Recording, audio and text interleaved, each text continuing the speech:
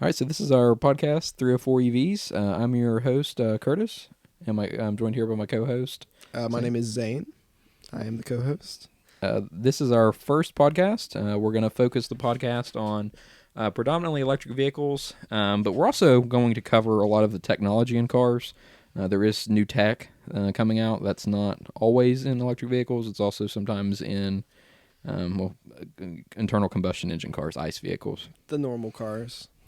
But yeah, I think EV, for a lot of people, is synonymous to technology. I don't know. A lot of people, when they see EVs, especially when you see all these new models, you see big screens, you see smooth interiors, high-tech exteriors, cameras, all these different things.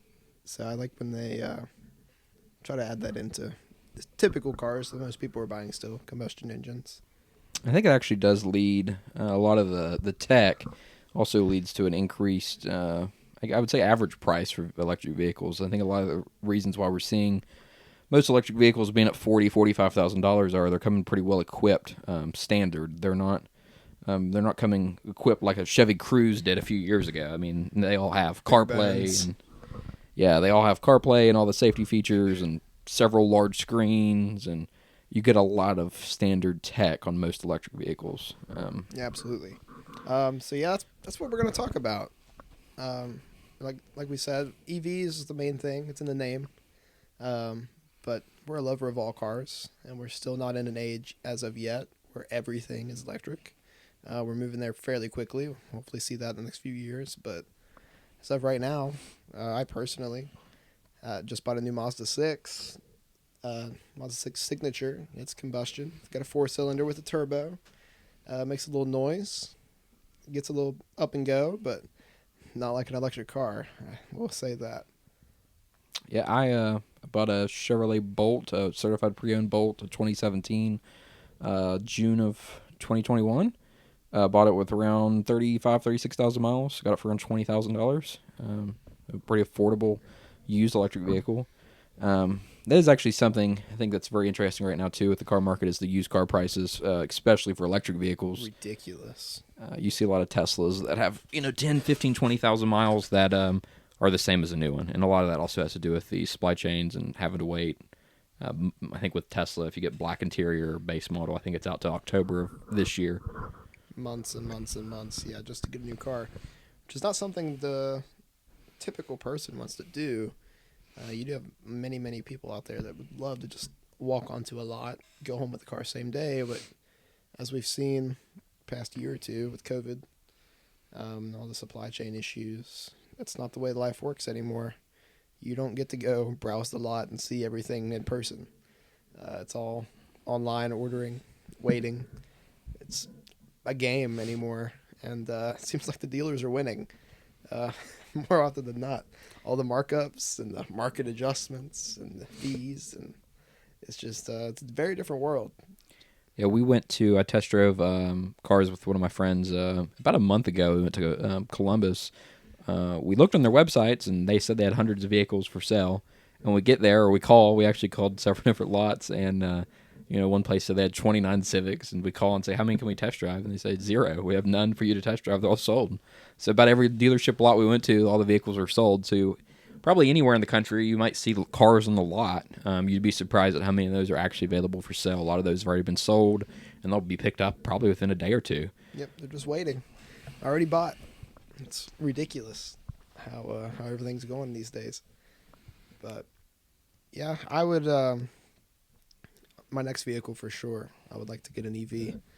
I'm very fascinated by the technology that we've been able to come up with these electric cars.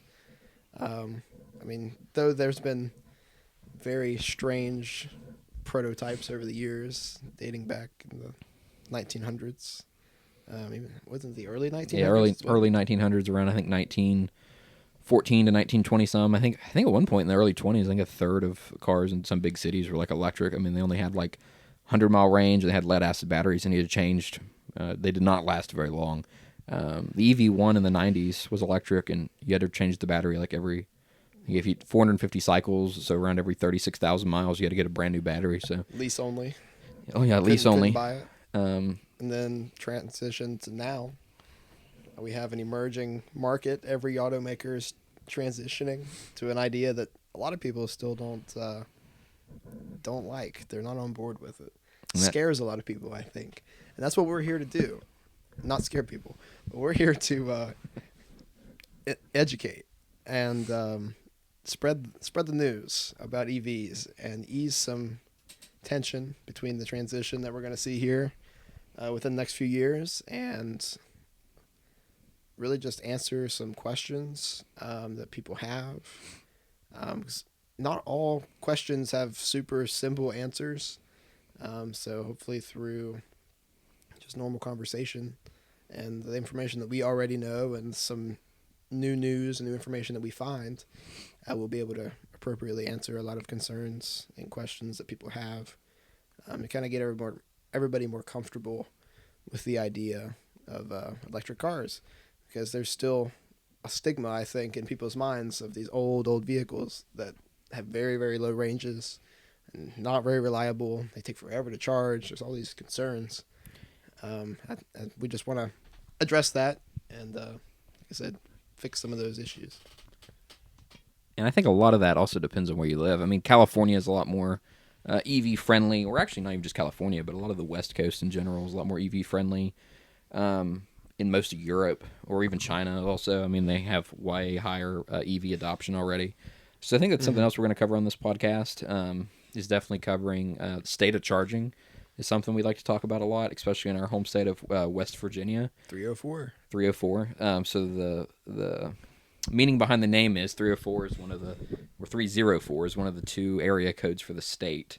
There's 304 and 681. By far the most notable, though, 304.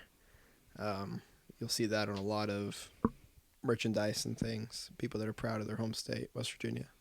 Mountain Mama. Take me home, country roads. And hopefully those country roads will be quieter with electric cars.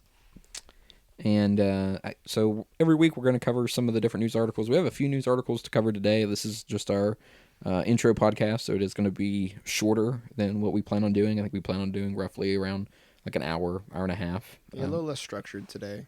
We're just kind of getting into it. The first time for both of us. So we're still learning each other's flows a little bit and things that we really want to touch on. And hopefully eventually we'll have a lot of interaction with viewers and listeners, so then we can start covering some more direct issues and articles that may be recommended and so on. So I'm excited to see where this thing goes. Well, I guess we'll go through some of our Sure. news here we have lined out.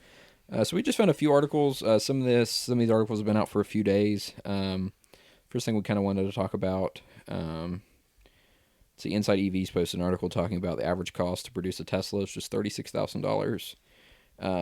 Which also gave Tesla basically the highest operating margin across all volume OEMs.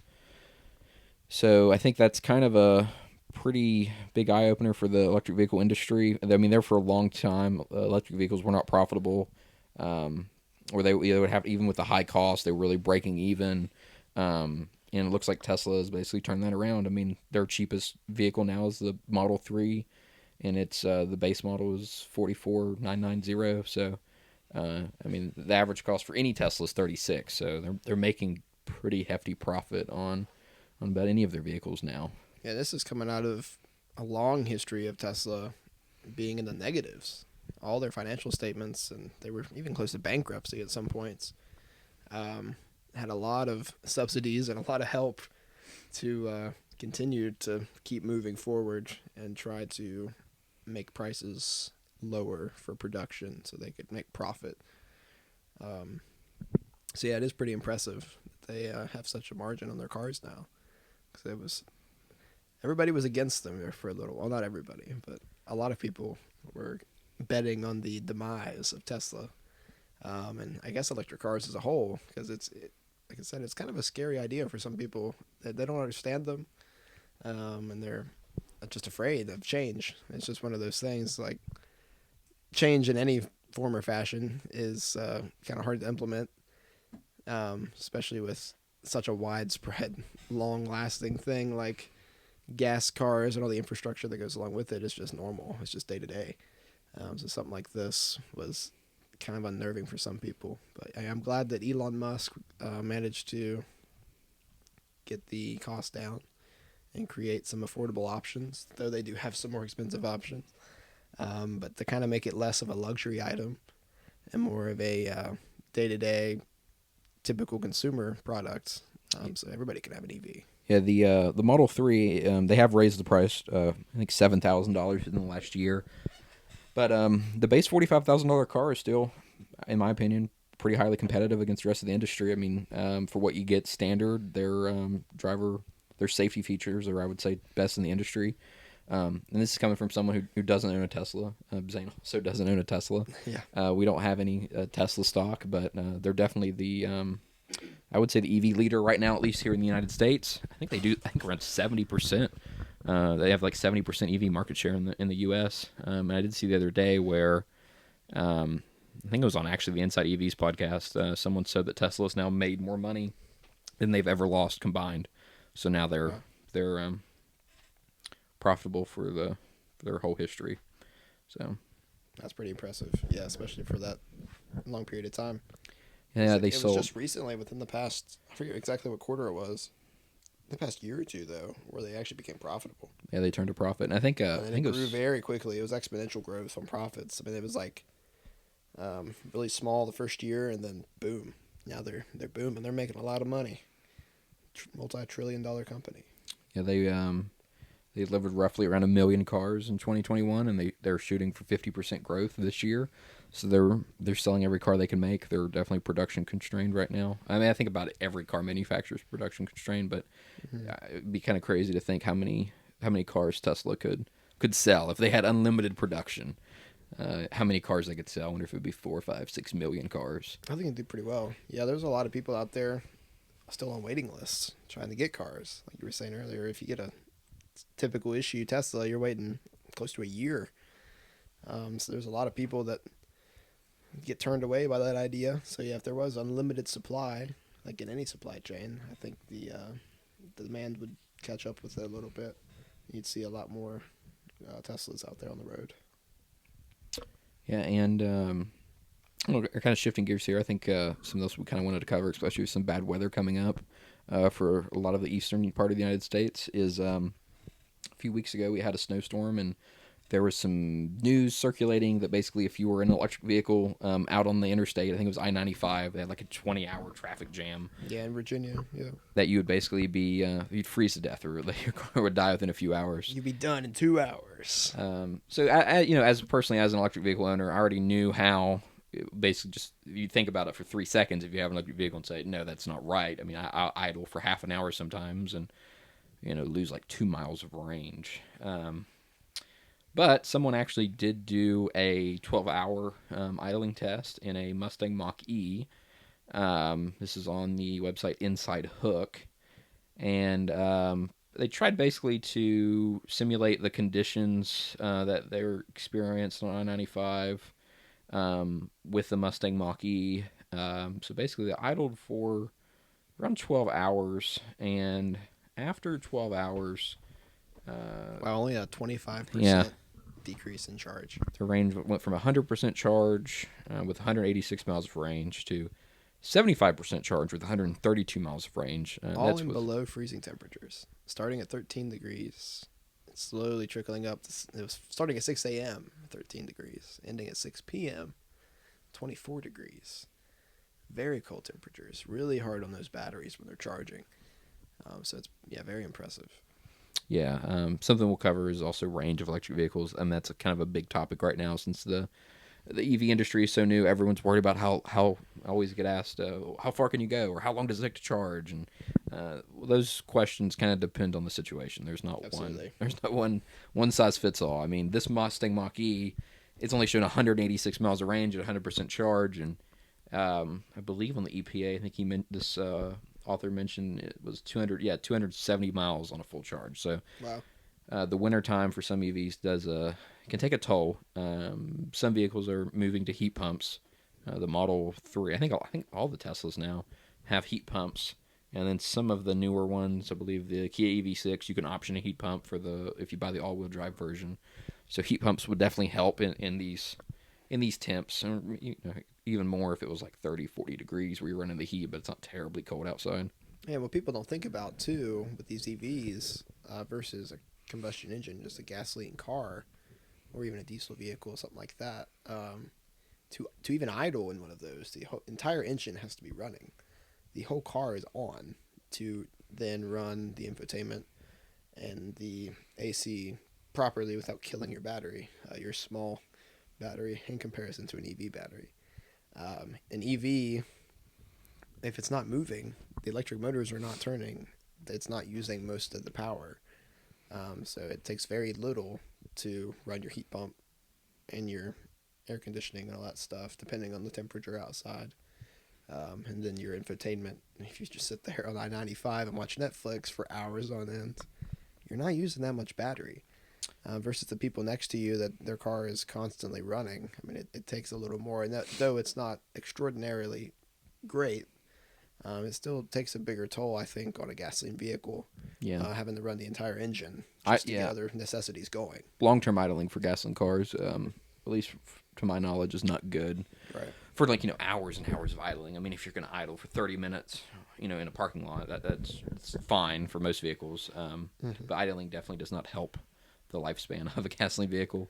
And just to be clear, I mean, idling in a gasoline car, you're still gonna. I mean, it's still gonna last a long time. But like we wanted to basically make the point that electric vehicles also last a very long time idling in the cold. It's something a lot of people get worried about. And I guess another thing to think about is you're probably not going to be stranded for 20 hours on the interstate very, very often in your life. Like, right. Yeah, it was a freak accident, basically. Nobody expected that one. It was pretty crazy. It's like something you don't hear of hardly ever.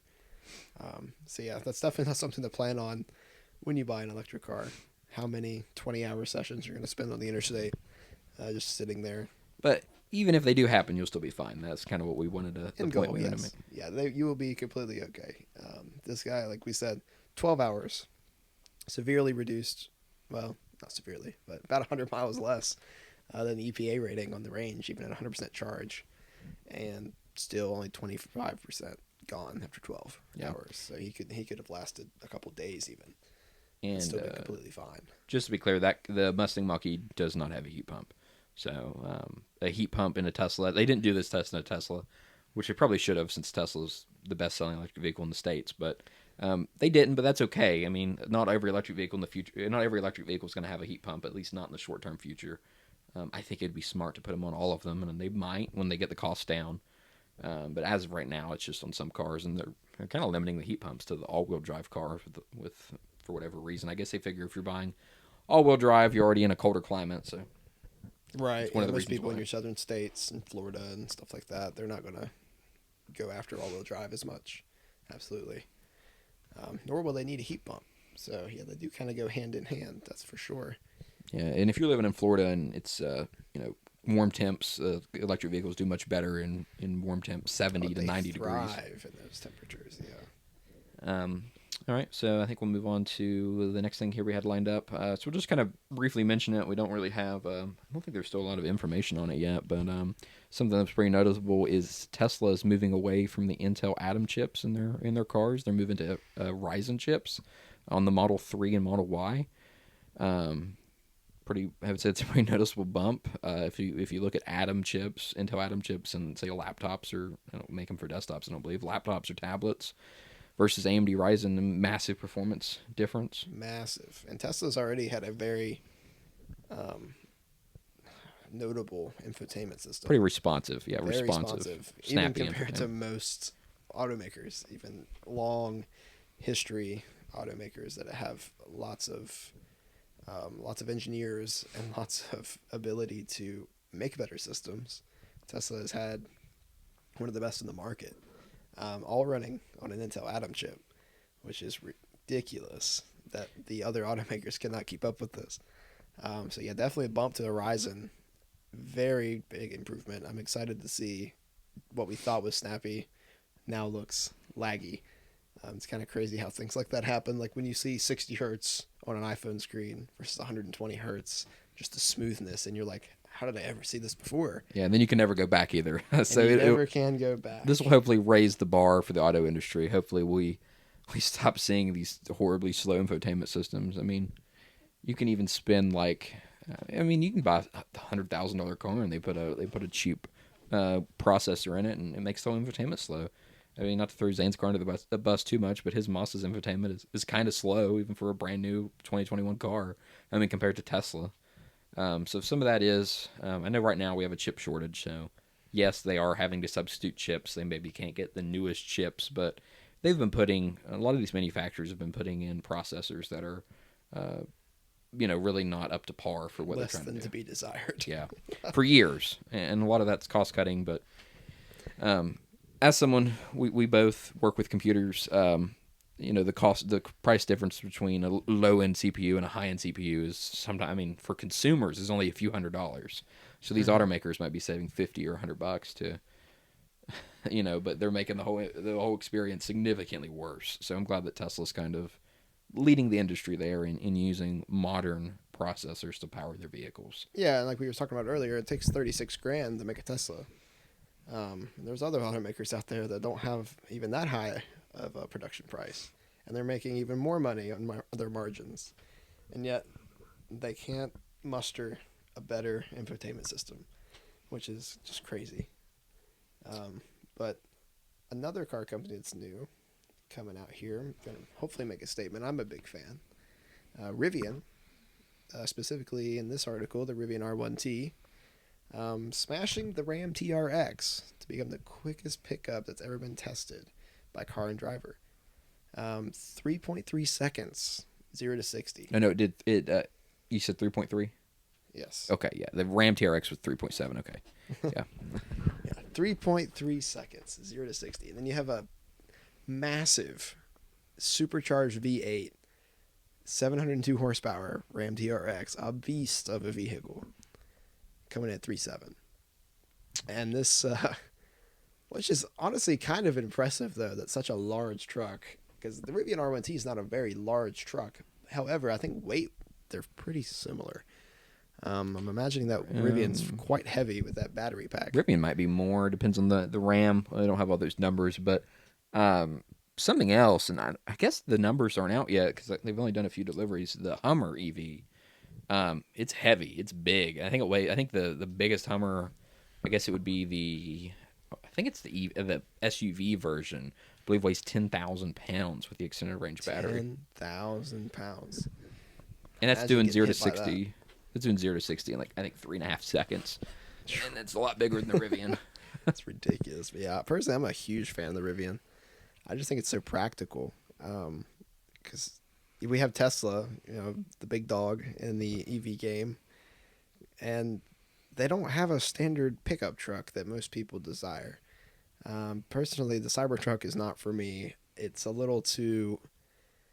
It's like a collector's item, I think. I think it was just a fun project for them to work on. Something kind of like a meme for Elon Musk to get involved with.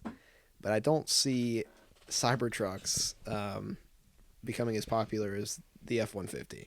It's just not going to reach the market the same. No, So I think Rivian's done a much better job making a more normal, if you want to say normal, more recognizable pickup truck that most people are going to side with. Yeah, I don't think the Cybertruck in our life. I think the F-150 will continue to be one of the best selling vehicles in the United States, especially with the F-150 Lightning. Ford is really doubling down on production on that. A lot of interest. Really, really good price versus the gasoline version, especially when you look at trucks. Get worse fuel economy. I think electric cars save you even more in fuel the more you drive, and also the bigger the vehicle you drive. Mm-hmm. Now, something really noticeable in this article that I just saw on Car and Driver is at the peak of their speed testing, the Rivian only recorded a peak sound of 71 decibels versus the Ram TRX's 83 decibels. So those electric motors, even at high speeds and fast acceleration, are still significantly quieter than gasoline counterparts. It's amazing. Yeah, I've seen some videos lately from Rivian. I follow their Instagram, and a lot of footage of the R1T roaming around different terrains, and it's wild just to hear traction on the tires. Just hear some gravel getting kicked up, but no engine, because you're so used to seeing and hearing at the same time. When you see a vehicle, it just, your brain expects it, and you just don't hear it. But back to the F-150 Lightning, I see it on here as well. I saw an article the other day that we don't have lined up. I just want to do a quick mention on that. Ford is heavily investing in their EV program. I think it was $20 billion they put in. Yeah, it's $20 billion additional dollars. I don't know if they've completely confirmed it. I saw it the other day on The Verge covered it. But I think now they're planning on spending like $50 billion by 2025 on basically on electric vehicles. Give me just 1 second here, and I'll pull up some more info on that. Yeah, I'm excited to see what Ford can do. I'm glad to see their stock price turning around too. Both of us also have a finance background, and it's just always been a thing to see Ford trickling down and down and down, and they're finally trending the opposite direction with all these EV new EV products, and investments. Now, one thing with Ford. Well, back to the article really quick. Yes, they already said they'd spend $30 billion by 2025 on basically reorganizing the business for electric cars. But they just said the other day that they're spending an additional $20 billion. So I feel like we see articles like this from Ford every few months. Like, I think F-150 production, they've already tripled it from their initial goals, just because customer demand has been through the roof for that vehicle. Mm-hmm. I do like the F-150 Lightning a lot. I do think that as of right now, General Motors might have the lead battery tech. If you look at the Silverado EV that was announced, it has 400 miles of range of the top trim level. Ford is only going to be able to do 280.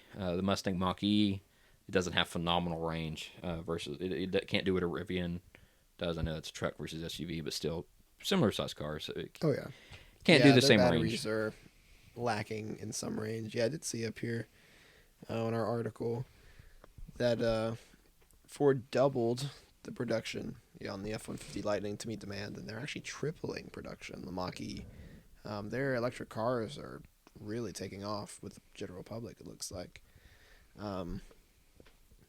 If they do manage to get their batteries a bit better, and they can compete with the likeness of GM batteries that are going to be coming out soon, and Tesla that's already here, already has great range. Even the R1T, I think, on the upper levels with the extended range can reach 400 miles. Yeah, I think that's going to be a while out. I think they may have said 2023 on that, actually. Yeah, so I'm excited to see, because Ford's got some pretty nice designs, some new models coming out. Not an EV, but the new Ford Maverick, the Bronco that they re-released. They're definitely ramping things up on the Ford side of things, kind of coming out of the shadows. So I'm excited to see what they can do with hopefully better battery tech. Hopefully they use a lot of this money for R&D on their batteries, and then can really compete even more so than they already are. I mean, because obviously demand is great if they're doubling and tripling production, but I think it can be even better. And I think maybe we're seeing Ford is beating a lot of people to the market. I mean, the F-150 is going to beat the Silverado EV by nearly a year to market. Mustang Mach-E has been out now for like a year, I believe, maybe a little longer. Yeah, it's been they're going to have their E-Transit out, I believe, this year. So kind of a running joke in the electric vehicle community is GM keeps saying they're the leader in electric vehicles. Well, they have one electric vehicle out right now. They have the Bolt, and now they have the Bolt EUV. So they have two vehicles, and now there's an active recall on one. So a bad taste in most people's mouths. And Ford's actually delivering. I mean, they're delivering vehicles. They're introducing new models. So GM might have the better tech, but they're paying the price basically, and they're not first to market. They're having trouble. Yeah, there's a difference between being first and being best. I think they've gotten those two words confused a bit, being the best and being first. Now the Bolt, like you have one, tends to be more affordable than Tesla for most people. So they have done a pretty good job at getting prices down. Yeah, the Bolt entry level price is $13,000 cheaper than a Tesla Model 3. Yeah. Now, there's a lot of downsides versus the Tesla Model 3. It is more like a traditional car, the Bolt, but fast charging is one of the biggest problems. The Bolt can only charge at 50 kilowatt hours as a maximum speed for like road tripping on a fast charger. I think the base Model 3 can do, it's either I think 150 kilowatt hours or 177, something like that. And then the long range Model 3 can do 250 kilowatt hours. So the Bolt, I actually really like the Bolt. I think it's a great value, but that's its big Achilles heel is the lack of fast charging. I mean, road trips, especially long road trips, or would just be miserable in a Bolt versus a Tesla. Yeah, some even unimaginable. Like on our state, West Virginia here, trying to go south is going to be very difficult. Basically impossible to go south right now in a Bolt. Basically impossible. Yeah. Well, it is. It is impossible. There are no fast charge. I mean, unless you stop and charge for hours and hours. Yeah. There are no fast chargers that are 50 kilowatt hours or greater in the entire state. And I believe the ones that are DC fast chargers belong to dealerships, and they have like one or two chargers. That's not really like, oh, show up and charge and pay normally. It's kind of an awkward experience. So we're lacking massively on fast charging in our state. Tesla actually does a great job. They have, I believe, 12 superchargers right now for the whole state, even in more rural areas that probably aren't seeing a lot of high usage, but they're there. So you have the peace of mind if you're road tripping, or you can go anywhere in the state with a Tesla. There's chargers everywhere, right outside of the state if you're going to go to the edge of the state. Yeah, that's 12 stations too, with multiple chargers, not just, or 12 locations, I guess I should say. At least 4. I think every Tesla place, in more rural areas has at least 4. I think most of them have 6 to 8 though. Yeah, I know the Sheets. For those of you who don't know, it's a gas station in our area and through Pennsylvania, and it's expanding a bit. It's in Ohio now, and I believe the Carolinas. But yeah, there's a Sheets in Weston, which is kind of middle of the state. If you're coming from Charleston area where the capital is, you're going to head up through that way more often than not, especially if you're heading to like WVU and Morgantown, or if you're going up north out of the state towards Pennsylvania and stuff.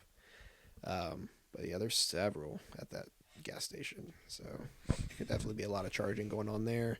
And we recently took a trip to New York City and witnessed a lot of these locations, and they typically follow the highway all the way up and out of the state. So it'd be very, very easy to have a Tesla and be able to road trip, especially in this state, and leaving the state to go out of state trips. And we made a few random stops going to New York. I have to pee a lot sometimes, and I think both of our stops in the middle of the state had Tesla chargers, and we didn't really plan that out. And then you don't just run across fast chargers you can't run across fast chargers for non-Teslas. They're not there. They don't exist.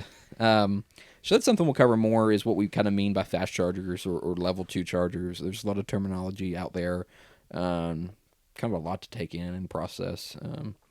It's not kind of like gasoline cars where there's gas stations and there's 87 octane, 89 octane, 91 or 93 octane. I mean, there's a lot more than that, and it depends on what state of charge you're at, how fast you charge, and the weather, and how fast you're driving, and a lot of different variables with electric cars. And I'm hoping that they will eventually kind of keep those very similar across the board.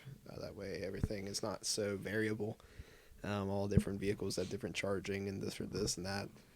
I wish it would just kind of be a matter of horsepower almost. Like typical cars are. They all fill up the same, but it just depends on how fast you can go. Well, in some ways, they're already moving towards that. The Nissan Leaf uses a CHAdeMO connection.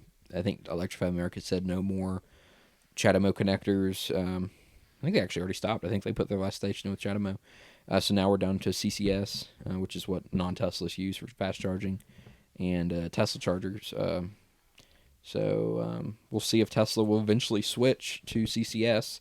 In Europe, they actually build Teslas now with CCS plugs. They don't have Tesla plugs. So in Europe, they all use the same plug now. Well, I guess they still have some CHAdeMO vehicles floating around, but every new vehicle has CCS in Europe. So. Interesting. Yeah, I didn't know that, actually. But yeah, I would definitely like to see Tesla, like they've said they will, open up their fast chargers. They to- actually just expanded that. They expanded it, I believe, in a couple other European countries just the other day. Mhm. So they haven't brought it here yet anywhere in the United States, which is very, very strange. It being their home market. It's very weird. But yeah, I'd like to see that. That would make brands like Ford and GM and Rivian and Lucid and Polestar, all of these players in the game, and more to come. Toyota announced a big line of EVs and so on. Kia's got EVs and Hyundai.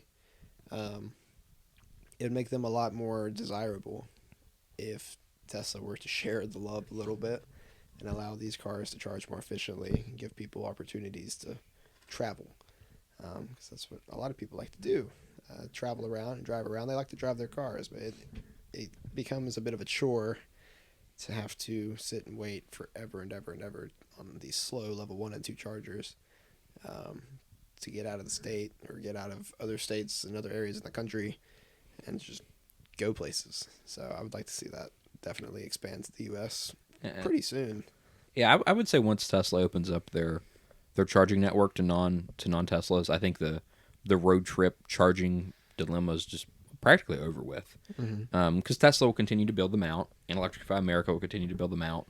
So once we see Tesla open up their network completely, I think you'll be able to go about anywhere in the country just fine, even with the Bolt. Really, there'll be enough charging stops where if you want to spend the time charging the Bolt at all these stops, you can. Do it. You actually have the ability to. And then Rivian is going to put in some level 2 and some fast chargers at different state parks and national parks, or I think they're working with different states on that. And they're going to open up their level 2s to the public, and then their fast chargers will not be open to the public initially, but I think they plan on eventually opening up their Rivian's fast chargers to the public. Yeah, I like Rivian's initiatives there with their quote-unquote adventure vehicles. I like that they're pairing with the parks to give the people, because that's their market. So they're after the people that go out and take these trips and go adventuring, especially places that are more off the grid, more outdoorsy. So yeah, I really like that they're taking that initiative to implement some chargers for not only their customers but others in that realm that also are very outdoorsy and have EVs and care about the environment that they're exploring. I think EVs would be very fun for any sort of off-roading because they're so quiet, especially at low speeds. Oh, absolutely. And the torque is unbelievable. That's something that I think Jeep actually, they have a plug-in hybrid, and they kind of like to say, oh, you can put it in electric mode when you're out off-roading and you can hear nature basically. But an electric vehicle, you can do that for hundreds of miles out in the wild and wilderness instead of 21. I think the Jeep 4XE has 21 miles of range, EV only. So. But still, it gives you the ability to basically go EV only and drive slow and kind of take in the sounds of nature and not be drowned out by a loud engine, especially a Jeep engine or a truck engine. Or there's going to be louder than passenger cars. Sedans. Yeah, speaking of Jeep and Dodge, Ram, Chrysler, Stellantis, as it is now, that whole auto group, haven't seen anything other than a couple plug-in hybrids out of that corner. I'm curious to see how they're going to adapt. I know there's some rumors about different cars coming out and so on, but I'm curious to see how that works and what they're going to end up doing as far as creating electric cars for the future. Well, one thing Chrysler's doing is the Airflow. I think they announced that a few weeks ago. It's going to be, I guess, a sedan. It's kind of more crossover-like. Yeah, it looks like a It's monkey. somewhere between. Yeah, some of these vehicles, like the Ioniq 5, is it a sedan? Is it a CUV? Is it an SUV? I believe they said their whole company is going to be EV by, I believe they said 2028. Like all of Chrysler, which is all of right now 2 vehicles. So Yeah, boy. they don't have a long ways to go. Get on it. And the Pacifica is already, Yeah, they already have a offer plug-in a hybrid. Yeah, a plug-in, I believe. Yeah. And then, the Jeep plug-in hybrid, I think that's the only, to my knowledge, the only couple from that corner. I haven't heard anything from Fiat or Alfa Romeo or anything like that I know of. Not that it's not out there and we may find it on a later episode, but I don't believe in the United States. There's not any new Fiats or Alfa Romeos that are fully electric for sure. And I don't believe there's plug-in hybrids for Those either two one of them brands, either. yeah. Not those brands. I mean, those brands aren't very popular. Not in this corner of the globe. It's definitely more European. Um, then you have classic Alfa Romeo reliability. You got a 30% chance you won't have to repair your Giulia in the first year. Actually, this is kind of a little bit random, but Car and Driver at the top, they have not really that random. It's related to cars, but they have 5 top articles, and just saw this: Chevy Spark discontinued production into summer. So there you go. Out GM's out with another sedan. I mean, killed another sedan off. Yeah, it's not a sedan. Well, small car, small passenger car. That's a baby It's actually car. currently the cheapest new car on sale, according to Car and Driver. Yeah, they basically want more customers to buy their subcompact crossovers, the Trax and the Trailblazer, which are, well, based on this article, $5,500 more than Wow. the Spark. So I think that leaves General Motors with maybe the Sonic, and then I think still the Malibu, and I think the Malibu's rumored to die. I'm sure it will die. I mean, it's rumor or not, it's not going to be here in a couple years.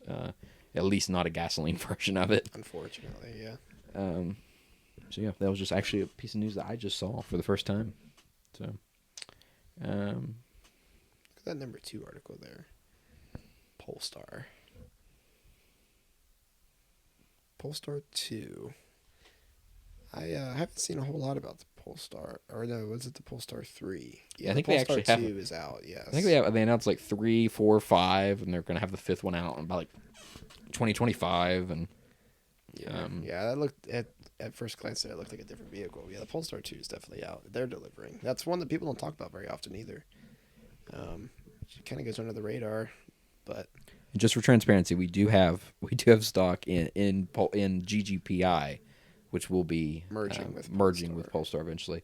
We're actually not really the biggest Polestar fans, but that's actually one of the few EVs you can take delivery of. I think immediately. There's a lot of cars you can. yeah, some they're cars, available. probably because they're quite expensive for For what you get. Yeah, Polestar 2 versus a Model 3. It's not quite there yet. But I do like the fact that Volvo has a very large hand in that game. It's almost like having all these other very current and I'm not sure what I'm trying to say here, more historical, I guess, car brands that have longer histories getting into the game. So it's kind of like seeing Ford step up. It's Volvo's hands before they actually make Volvo EVs, which I assume they will eventually. I think they already have. One. Yeah, that's right. They have a couple or one or two. I think it's the XC40 or something like that. And we're just going to cover, on this podcast, just the U.S. market for the most part. I mean, we might talk about something cool in Europe or Asia, but those cars aren't available for sale here. And a lot of times the models in Europe and Asia, especially if they're sedans or small cars, will never make it here. Right. So we're not generally going to cover European versions of vehicles. I know Europe already has a couple brands like Renault and I think it was Pugo. Pugo. Pugo. Yeah, that's not in the U.S. I think some of those brands have electric vehicles, but they're not for sale here.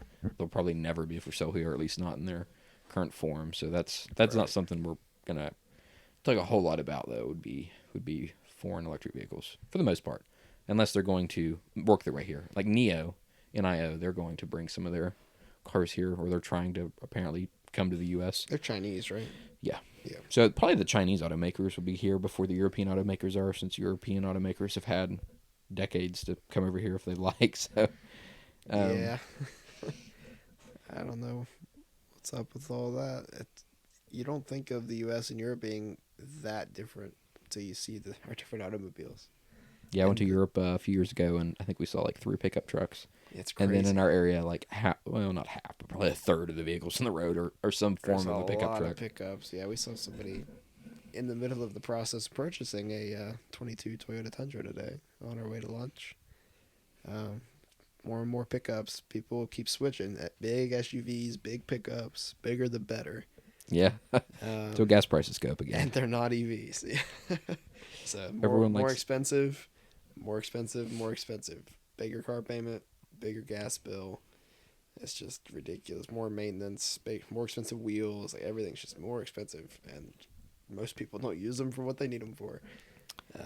Yeah, especially in our area, everyone has to have a pickup truck, and then they haul like a couple bags of mulch or something. Like a lot of these people aren't doing a lot with their pickup trucks, Yeah. especially if they're getting like the 4 doors with the big back seats, and they're just using it as a family vehicle, basically. Big family vehicles. Overpriced minivan. Which the automakers know this. That's why you're seeing, like, on the new Tundra, all these features, and the new Silverado, which is an EV, but all these features and all this tech and all this stuff they're packing into these vehicles, because the people that buy them really don't care about the bare bones pickup trucks like that used to be, like the work trucks. It's even hard to find trucks with just 2 seats, right? Or a third, I guess, center seat too. Yeah, No it's back getting seats at very all. Difficult. Yeah. They've removed the bench seat almost entirely, I believe, and putting in big center consoles and bigger screens, bigger, like, it's just cushy stuff. The new Tundra, you can option a 14-inch screen. That's one of the biggest ICE vehicle displays you can get. That's not like a luxury brand. I think the S-Class and some of those have ginormous screens, but I'm thinking mass market brands, 14 inches, I believe, is the biggest. You have the Jeep Grand Wagoneer with several large screens. They have Yeah. screens everywhere in that vehicle. Yeah, it's interesting to see all the tech that they're packing in the vehicles nowadays, and how it's almost like EVs have definitely influenced the other car designs, even the new combustion cars that are out, and then the redesigns of current models. How, like, for instance, the new C-Class Mercedes getting much bigger infotainment, like the S-Class, becoming more techy, more streamlined. Everything looks a lot smoother. Definitely looks more like an EV. I think Tesla and other brands have definitely set that tone, and it's something that people are starting to look for. So everybody else is trying to keep up. So bigger screens, bigger this, bigger that, techie, ambient lighting. It's all coming. Now, some of this is nice. I think some of these brands have basically brought these high-end features down to the cheaper cars. And yes, the cheaper cars have went up in price, but now you can get a small car that has a lot of the features anyone wants. I mean, the Volkswagen Jetta has ventilated seats now. Like, actually, I think it's the only car in its class that has ventilated seats. I mean, if you told that to someone 10 years ago, they'd think you were crazy. It's I mean, I don't think most subcompacts or compacts had heated seats 10 to 12 years ago. And you look at how big infotainment screens have gotten. I mean, the iPad came out in 2010. Mm-hmm. We're putting most cars now have 10 inches or greater, or not most, but a lot of cars have 10 inches or bigger screens. Like, it's crazy. I mean, the tablet. It's basically a tablet in the car, which I think some brands do it better than others to make it look less like a mounted iPad. I do know Ford, like in the Mach-E, it's just a big vertical screen. 15, I think it's 15 and a half inches. It just kind of sits there. I like, personally, more of an integrated system to kind of blend everything in a little bit better, make it a little more streamlined than just sticking a big tablet in the center console there. And I think horizontal right now seems to be a little bit better than the vertical screens. I mean, you can go, on a non-Tesla, you can go full screen on some cars when it's horizontal, or if it's vertical, you kind of, stuff's just kind of stacked up like blocks. So I don't think they make a great use of those vertical screens sometimes versus what you can do with horizontal. Or horizontal, you can just be split screen. Speaking of a lack of space on a horizontal screen, we test drove a 2022 Hyundai Sonata limited trim while I was looking for a car. That's the day I bought my new Mazda 6. And the Apple CarPlay, they boast, I think it was a 12-inch or 12 and a quarter inch screen. I believe it was 10 and a quarter. I think the instrument cluster was 12. That's right. Yeah, the instrument cluster is 12, and the infotainment's 10 and a quarter. And 10.2 is the size of your standard iPad. But it's this elongated screen. It's beautiful with the built-in infotainment. They integrated everything really well.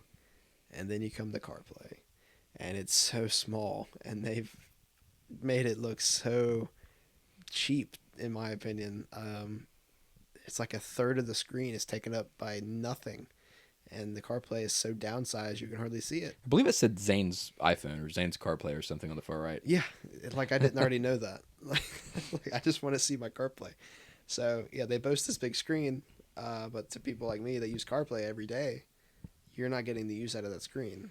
It really is like a 6 or 7 inch screen at that point. Yeah, it's probably close to 7 inches. I mean, it's smaller than your Mazda's CarPlay screen. Yeah. So Could've- yeah, a car that does it well, the one I landed on, fill it from edge to edge, fill that CarPlay.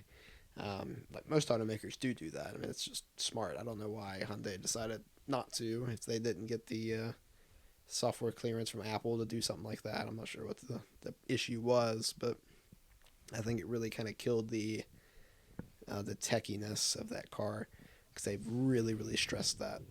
There's so many features that it has that most cars in its class don't, but it just can't deliver in the simple things. I think with the CarPlay being so small. In a lot of ways, that's always. I feel like most automakers they get a lot of stuff right, and then they just drop the ball completely on one feature. Oh, Like yeah. the Bolt, I think the Bolt is.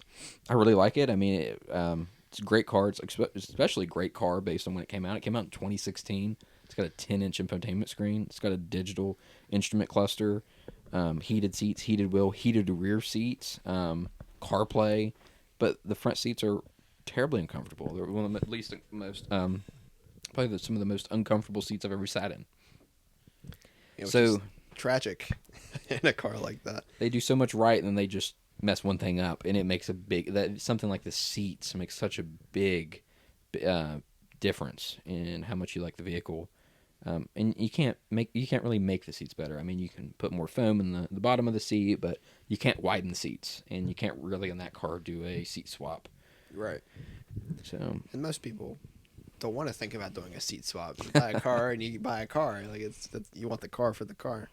And the fact that they can't deliver on what you think were simple things, it's just it's kind of sad. it's like they can't get it all. Sometimes you can get an S class, but Oh, it yeah, seems like not everyone everybody drops can. the ball on something. Yeah, like for instance, my Mazda, they didn't update the infotainment to the new version they have for a lot of their newer model years vehicles, and they don't have a remote start. It's Yeah. got very nice everything else. I love it. No remote start. So luckily, that's an option you can put on after the fact. It's easier than doing seats, but it just seems kind of outrageous because it's almost a standard feature on a lot of vehicles now. Most everything comes with a remote start, Yeah, but minus that Mazda, and Mazda's in that range with that infotainment. Subaru doesn't come with remote start. or at least not on the Outback. I didn't look at their whole lineup, but the Outback did not offer a Well, it didn't come standard with a remote start. I think you could have gotten a separate key fob, and Mazda will let you buy a separate key fob too. I think Mazda's like It $500 just or seems so $600. poorly thought out. They can't integrate, especially with the size of my key fob. It's pretty large, and they couldn't stick a remote start in there. It's kind of stupid to me. But I'd say also with your car, the back. I mean, my car has this problem too, but the backup camera quality is like sub high definition, or I would say more like DVD quality. it is a bit lacking. Yeah, it's not the best. So back to the putting cheap processors in $50,000 cars. They also, for some reason, and this is coming to an end finally, but my car, the Bolt New, was like stickered for $44,000 and doesn't even have a high definition camera for like backing up.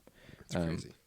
So once again, did a lot right, and then they dropped the ball on one or two things, and Pretty major components though. Backup camera is something you use every day. Seats, obviously, Yeah. every day for long periods of time. Some very high traffic areas that they drop the ball on. And if someone out there is thinking about buying a Bolt, the 2022 Bolts, they're on a stop sale right now, but the seats are apparently a lot more comfortable, but they're still not industry average, I would say, for that size of vehicle. I watch a lot of car reviewers, and some will say they're improved, but they're not. They don't really say, "Man, this is comfortable." We all really like these. Not a seats. highlight. It's just an it'll do. So even though that was their biggest complaint, they still didn't totally fix it. So that's sometimes what you got to deal with these automakers. You have to egg them on a little bit sometimes. It seems they're kind of disconnected at times. They've sent the engineers to one side of the factory and the designers to the other, and they don't always meet eye to eye. Yeah, Tesla just added waypoints to their vehicles like within the last like couple months. So like if you're on a road trip, you can basically add a waypoint, which is like a stop, and it'll tell you how far to go off and get back on the route. And Google Maps has had that for years, and Tesla Yeah. just added it, and it was like, man, they have like the best infotainment software, and this one big glaring omission from their navigation, because you can't run CarPlay or Android Auto on a Tesla, so you're mounting your phone basically if you have a lot of waypoints, Right. which would be ridiculous to have to do in a Tesla. Especially a car you're spending, if you get a Model S or Model X, upwards of $100,000 plus, and you don't get simple things. So we're beating up a little bit here on vehicles, but overall Overall, we're big fans. I don't hate any car. I don't think I do. I might come across one that I do, but they all have their quirks. I think and they're all made for a reason. There's different markets they're trying to reach, and not everybody's the same. At the end of the day, we all have things we like, things we don't, and I think it's important that you get what you like and avoid what you don't. And sometimes, like with remote starts or whatever else, you can fix some things and make it more what you like. So yeah, at least with the remote start, that was something you could add on extra. fairly And in simple. some ways, you get a superior system. You get better range. Yeah, and I get a cellular module, so I can do it from my phone from anywhere. It does make it pretty nice. So I'm excited to get that in a couple weeks. But that's about all I've got. Yeah, that's about all we Yeah, have for that's today. I saw our first podcast, our pilot episode, I The guess you could pilot call it. episode. So I think in the future we'll try to be a little bit more structured. Probably line out some more articles. We might have another person on. I don't think they'll be a permanent. Permanent fixture. Yeah, permanent fixture of the We'd podcast. like to see some guests over time as well. We've got some folks we know personally that also have EVs or are planning on getting EVs that are also knowledgeable and may give personal experiences that I don't have personally, where I don't have one. But I'm very open to the idea, passionate about it. So I'm excited to continue with this project and see where it takes us. All right, so that's all from 304 EVs, and we'll see you guys next week.